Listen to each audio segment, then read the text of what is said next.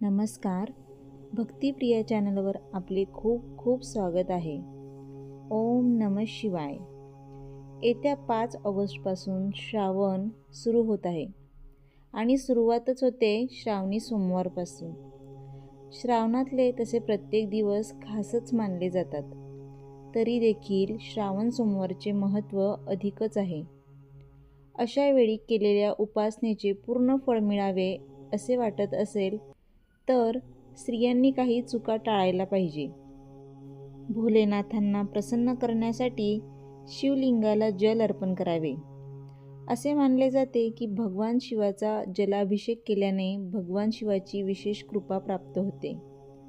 भगवान शंकराच्या पूजेसाठी श्रावण महिना खूप खास मानला जातो. या महिन्यात जास्तीत जास्त महादेवाची पूजा करावी. असे मानले जाते की प्रत्येक सोमवारी भोलेनाथाच्या पूजेसोबत जलाभिषेक अवश्य करावा. यामुळे जीवनातील गरिबी नष्ट होते. याने सर्व प्रकारचे रोग व दोष दूर होतात.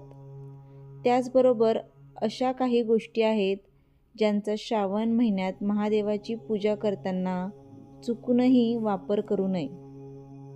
त्यामुळे आपल्यावर आर्थिक संकटेही ओढवू शकतात. तसेच पुण्याऐवजी पाप लागते. महादेवाला कुंकू, हळद आणि तुळशीचे पानही वाहू नये. याची धार्मिक कारणे आपण आजच्या व्हिडिओमध्ये पाहूया.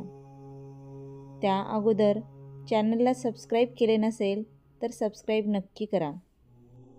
भगवान शंकरांना पुढील वस्तू चुकूनही अर्पण करू नये. श्रावण महिन्यात महादेवाला चुकूनही सिंदूर आणि रोळी म्हणजेच कुंकू अर्पण करू नये. धार्मिक मान्यतेनुसार भोलेनाथाला केतकी आणि कमळाचे फूल अर्पण करू नये. हे फूल फक्त लक्ष्मी मातेलाच अर्पण करतात. श्रावण महिन्यातील शिवपूजेत पांढऱ्या रंगाचा वापर अशुभ मानला जातो, पण शिवामूठ किंवा तीळ हे वाहू शकतो. श्रावण महिन्यात महादेवाला हळद अर्पण करू नये. यासोबतच श्रावण महिन्यात शिवलिंगावर महिलांशी संबंधित कोणतीही वस्तू अर्पण करू नये. शृंगार सामग्री किंवा त्यातील कोणतेही प्रतीक भगवान शंकरांना अर्पण करू नये. श्रावण महिन्यात महादेवाला तुळशीची पाने अर्पण करू नयेत. श्रावण महिन्यात भगवान शंकरांना नारळ अर्पण करू नये, कारण ते देवी लक्ष्मीचे प्रतीक आहे. याशिवाय शिवलिंगावर शंखातून जल अर्पण करण्यासही मनाई आहे. या सर्वांचे धार्मिक कारणे आपण जाणून घेऊया. भगवान शंकराच्या पूजेच्या वेळी शिवलिंगावर बेलपत्र, भांग, धतुरा, फळझाडे इत्यादी साहित्य अर्पण केले जाते, पण कुंकू कधीच अर्पण केले जात नाही. खरं तर हिंदू धर्मात स्त्रिया आपल्या पतीच्या दीर्घायुष्यासाठी कुंकू लावतात. तर भगवान शिवाचे एक रूप देखील विनाशक असल्याचे मानले जाते. त्याच्या विनाशकारी स्वभावामुळे शिवलिंगावर कुंकू अर्पण करणे निषिद्ध मानले जाते. हिंदू धर्मात हळद अत्यंत शुद्ध आणि पवित्र मानली जाते. असे असूनही त्याचा उपयोग शिवपूजेत केला जात नाही. शास्त्रानुसार शिवलिंग हे पुरुष तत्वाचे प्रतीक असून हळदीचा संबंध स्त्रियांशी आहे. यामुळेच भोलेनाथाला हळद अर्पण केली जात नाही. केवळ महाशिवरात्रीलाच नाही तर इतर कोणत्याही प्रसंगी भगवान शिवाला किंवा शिवलिंगाला हळद अर्पण केली जात नाही. शिवलिंगावर तुळशी का अर्पण केली जात नाही?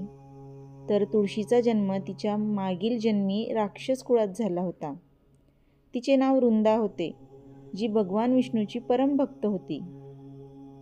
रुंदाचा विवाह राक्षस राजा जालंधरशी झाला होता. पत्नीच्या भक्तीमुळे आणि विष्णू कवचमुळे जालंधरला अमरत्वाचे वरदान लाभले. एकदा जालंधर देवतांशी लढत असताना रुंदा पूजेला बसली आणि पतीच्या विजयासाठी विधी करू लागली. भक्तीच्या प्रभावामुळे जालंधर हरत नव्हता. तेव्हा भगवान शिवाने त्याचा वध केला. रुंदाला आपल्या पतीच्या निधनाने खूप दुःख झाले आणि तिने रागाने महादेवाला शाप दिला की तुलसी दल त्यांच्या पूजेत कधीही वापरणार नाही. प्रत्येक देवतेच्या पूजेत शंख वापरला जातो.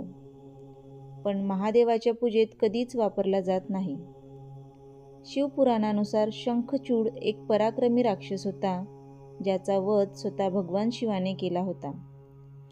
म्हणूनच महाशिवरात्रीला शिवलिंगाला कधीही शंखातून जल अर्पण केले जात नाही. ओम नमः शिवाय. तर मित्रमैत्रिणींनो, आजचा व्हिडिओ तुम्हाला कसा वाटला कमेंट करून नक्की सांगा. आवडल्यास जास्तीत जास्त शेअर करा, लाईक करा आणि चॅनलला सबस्क्राईब करायला विसरू नका. धन्यवाद.